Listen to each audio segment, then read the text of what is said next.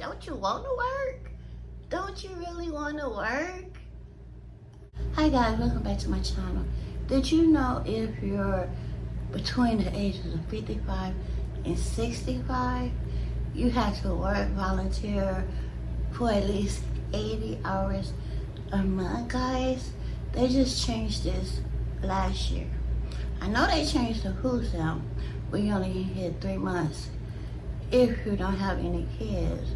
But now, I guess if you was between the ages of, but yeah guys, if you're between the ages of 55, 65, and you don't have any kind of, disability, doctor say you can't work, you can't get food stamp. You gotta volunteer work or something for at least 80 hours, which would be 20 hours a week, which would be part-time, guys.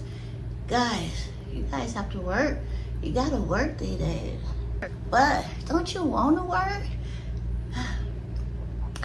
Don't you want to work? I don't get it. You have to work. You have to work, guys. It's a new law, took effect last year, and they're getting stricter because I guess they like behind. And yeah, if you're between the age of 55, 65, you don't have no kind of disability, you have to work to get the little food stamp. So you know what it all boiled down to. They want to cut you out, because when you work, they'll go by your income to tell you how many food stamps you're going to get.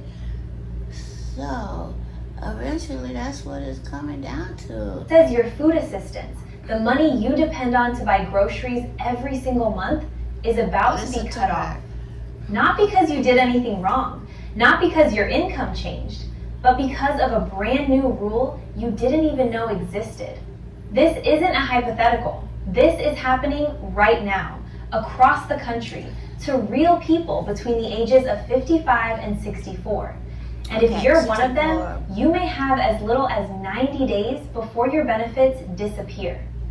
I am June. I'm a senior policy analyst and retirement finance expert, and I've spent my career helping people just like you understand complicated government rules before those rules cost you your benefits. Now here's what I need you to know before we go any further. This video is not here to scare you. It's here to protect you. I'm going to explain exactly what this new rule says, word for word, straight from the federal government's own website. I'm going to tell you who is affected, who is exempt, and what you need to do this week. Not next month, this week, to make sure you don't lose your grocery money. And please, stay until the very end, because there is a mistake, a very common, very easy mistake that over 1 million seniors are about to make. And that mistake alone can lock you out of food assistance for up to 33 months. 33 months without help buying groceries. I don't want that to happen. So you would have to wait 33 months before you can get food stamp. That's crazy, guys. I did not know they were doing that with the ages 54 to 64. That's crazy, guys. To you. So let's get into it. Let me tell you about Margaret. Margaret is 59 years old. She lives alone in a small apartment in North Carolina. She worked for 30 years at a textile factory. Good, honest work. But the factory closed down 5 years ago. Margaret has bad knees. Some mornings it takes her 20. So if you are disabled, you have to get it on paper. You have to let the doctor know you can't work. You have to. Minutes just to get down the stairs. She also deals with chronic back pain that makes standing for long periods really difficult. She's been receiving SNAP benefits, food stamps, for 3 years now. It's not a lot, about $214 a month. But that $214 is the difference between having food in the refrigerator and not. No. Margaret knew about work requirements for SNAP, but she also knew she was over 55, and for years, that meant she was exempt. She didn't have to prove. Not no more. You're not exempt no more. That's crazy. Prove she was working. She didn't have to submit any paperwork about volunteer hours. So when 2026 rolled around, Margaret didn't think anything had changed. She didn't get a letter, at least not one she noticed. Her mailing address with the state was actually her old apartment, the one she moved out of.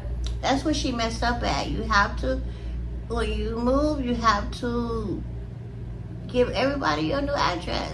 You have to give everyone your new address. 8 months ago. Then came March, then April, then May. And in June, Margaret went to the grocery store, swiped her EBT card, and the screen read, insufficient balance. She called her benefits office. And that's when she found out. Her benefits had been terminated. Not because she... Oh my goodness, that's so sad. So sad. Was ineligible by income. Not because she committed fraud, but because a new federal law had raised the work requirement age to 64. And Margaret, at 59, hadn't submitted a single document to prove she qualified for an exemption. And here's the part that broke my heart when I researched this story. Margaret does have health conditions that would likely qualify her for a medical exemption. Her bad knee. Yeah, she should have told the doctor, let the doctor know she might qualify for SSI or her SSDI. That's what she really wants, your SSDI. But still, she would have told the doctor she don't think she can work. And when they sign up for SSI or SSDI, they say she works, so she probably could have got her SSDI benefits. Is her chronic pain. But she never submitted a doctor's letter. She never told her caseworker. She assumed she was still exempt because of her age. Okay, guys, you have to let your caseworker know. You have to report a change. You have to, guys, because our President Trump, he ain't playing. By the time she found out, she had already used up her 3 months.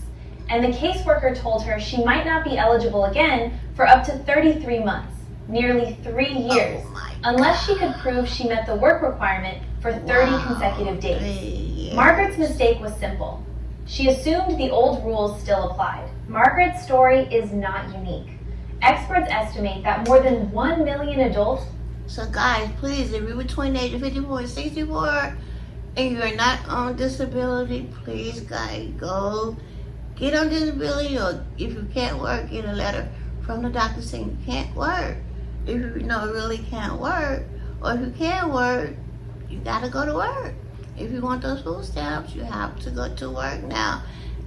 In a way it's good, in a way it's not, because I feel sorry for those people who didn't know, because it is some people who is disabled and they don't know they're disabled. They don't want to go through all that wishy stuff, to get on disability. They credit's gonna take too long. But hey, especially SSDI, if you can get your SSDI now and you can't work, go get it. When you get your SSDI, you probably still won't qualify for food stamp, but at least you will have a check every month. But if you get SSI, I think you automatically get food stamp. I don't know why. That's why I think, because SSI you get less than SSDI. That's why they still give people food stamp.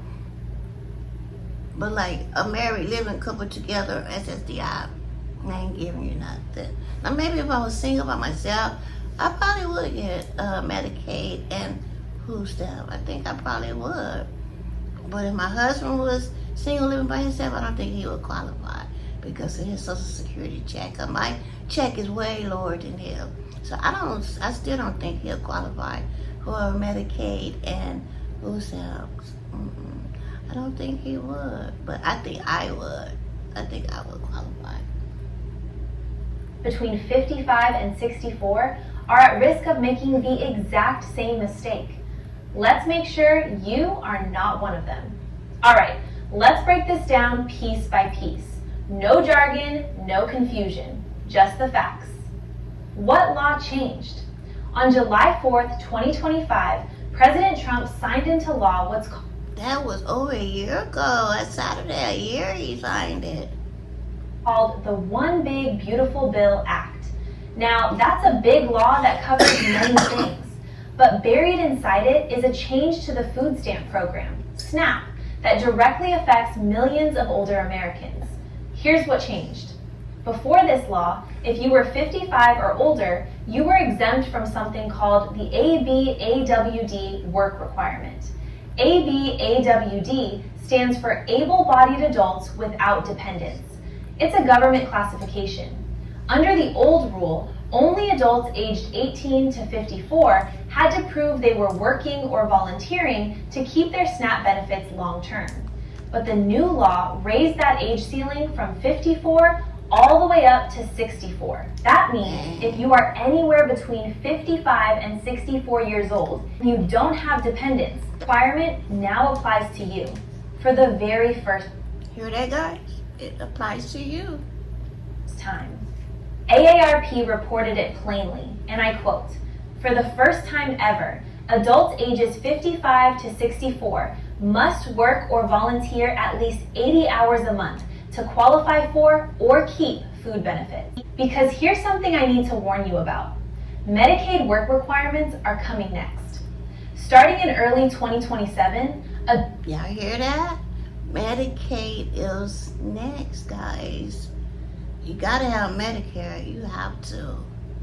adults aged 50 to 64 on Medicaid through the ACA expansion will also face an 80-hour monthly work requirement.